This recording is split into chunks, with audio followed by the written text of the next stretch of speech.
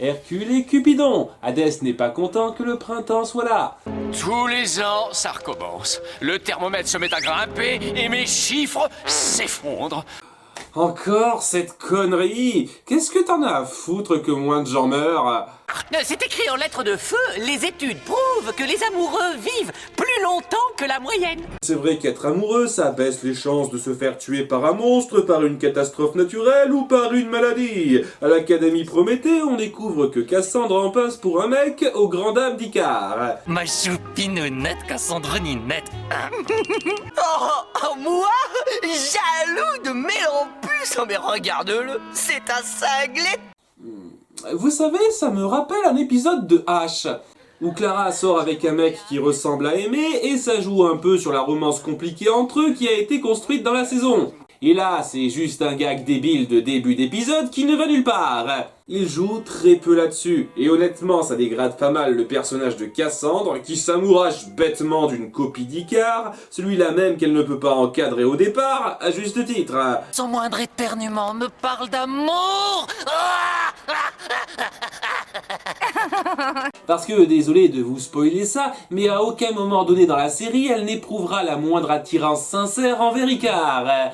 En fait, ce type est tellement un archétype de ce qu'elle devrait détester que, vu le titre de l'épisode, au début j'ai pensé qu'il lui avait tiré une flèche d'amour pour la conquérir contre son gré. Ça aurait fait un rebondissement intéressant. Mais non, elle est légitimement amoureuse de ce type qu'on n'a jamais vu avant cet épisode.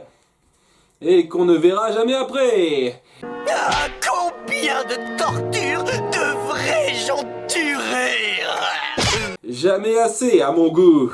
Pour résoudre son problème, Icare se rend directement auprès de Cupidon. Bonjour et bienvenue, cher chérubin. Ouh, je sens que vous allez pas me plaire, vous. Je sais que vous êtes impatient de vous envoler et de distribuer. Oh oui. Non, en effet. Et dis donc, toi là-bas, tu serais pas un peu grand comme chérubin? Et regardez, il porte une couche culotte. Je suis sûr que ça m'aurait fait rire si j'avais eu 8 ans. C'est l'amour qui m'a grandi, chef Cupidon. Waouh, gardons notre calme.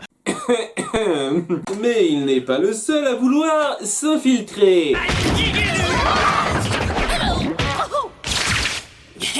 Coucou. Il y a 3 choses que j'exige de mes chérubins. Ok, t'es un abruti fini, Cupidon, on est fixé. Et on a une énième confirmation pour Icare que la présence de ces deux-là ne fait pas tiquer. Ils apprennent à fabriquer des flèches d'amour, mais Icare n'a pas de bon cœur à l'ouvrage et crée à la place des flèches de haine. Magie du cœur. Comme Cupidon est un débile, il ne remarque pas qu'Icare s'est gardé une flèche dans le fourneau en le renvoyant, ni que Peine et Panique piquent toutes les autres qu'il a mises à jeter. Parce que faire surveiller ce genre de choses, c'est facultatif.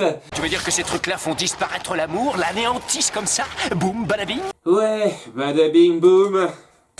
Icare part retrouver Cassandre pour lui planter sa flèche, dans les deux sens du terme.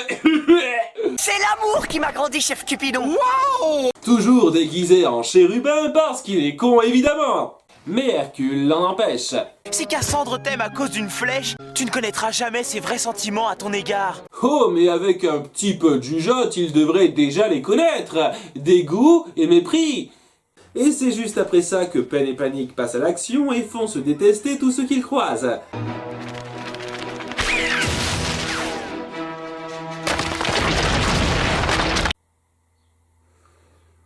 Le bâtiment détestait tellement les autres qu'il s'est effondré, j'ai pas compris là.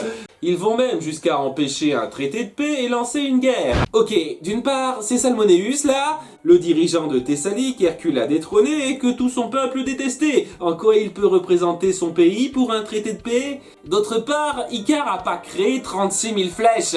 On voit clairement que c'était une édition limitée, et pourtant Peine et Panique les tire partout et les gaspille comme s'ils en avaient un stock infini. Par chance, Hercule aperçoit les deux compères se marrer sur place et fait vite le lien. J'aurais dû me douter que Hadès était derrière tout ça. Hercule aurait pas dû être la cible numéro 1 pour Hadès à prendre par surprise. Les chérubins, quant à eux...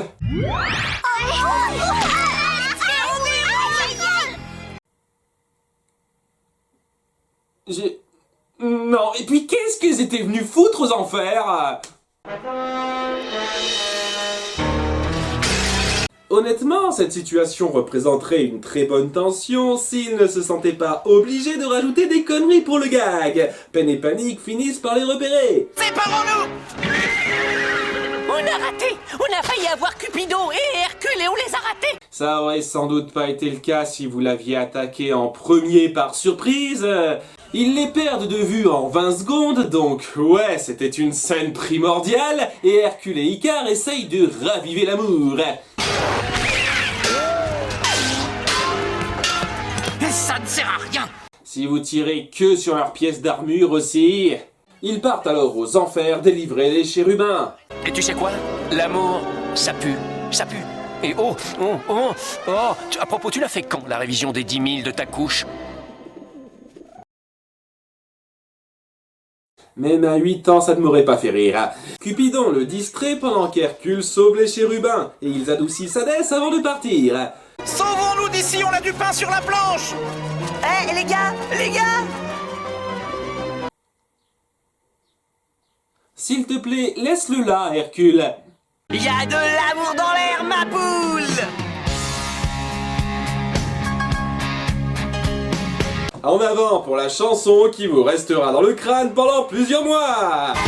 Y a de l'amour dans l'air, y a rien à faire, on ne peut pas y échapper. Pendant qu'ils répandent l'amour, Icare aperçoit Pen et Panique prêts à asséner une flèche de haine à Cassandre. Oh, mais! Malgré la mise en place toute pourrie, c'est un développement de personnage intéressant, où Icare accepte enfin de renoncer à l'amour de Cassandre pour la deuxième fois et de passer à autre chose. Bon, il perd pas son temps pour jeter son dévolu sur une autre et... Cupidon, équipe-moi vite, juste, allez, juste une flèche de rien du tout, et puis après je te laisse tranquille. Ouais, c'est un con, comme toujours, mais néanmoins, ça reste un développement intéressant.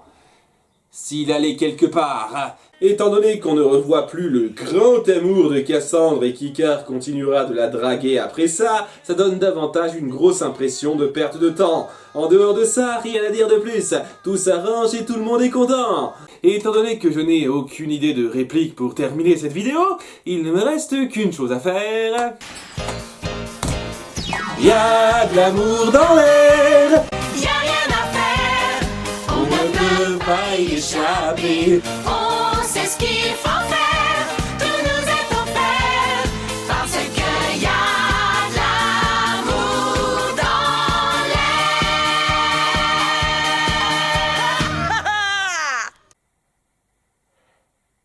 l'air. Ok, c'était bizarre ça.